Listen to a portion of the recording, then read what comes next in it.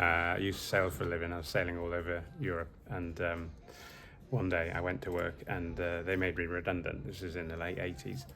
I ended up in central London reading the Evening Standard, looked at the job page, and there was an advert for pest control.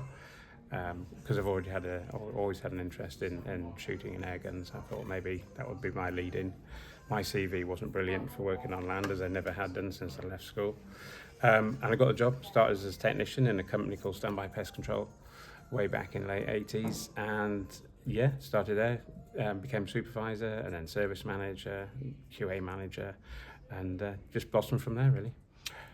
Started out as a technician, as I said, ended up as a QA manager, training manager. I trained all the technicians that came into that company. I then had a wee break outside the industry for about a year, and then came back in.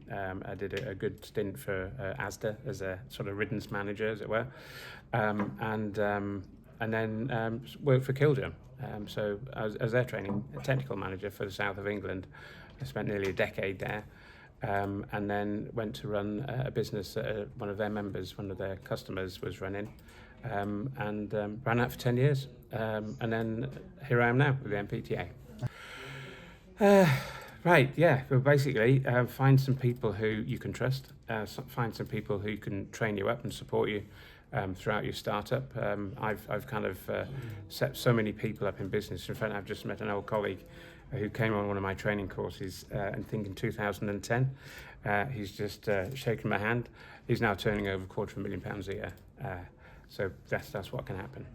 Absolutely, yeah. he's a retired copper, and he retired at 50, and obviously wasn't just going to put his feet up. So started in the industry, and he's very, very successful in the industry now.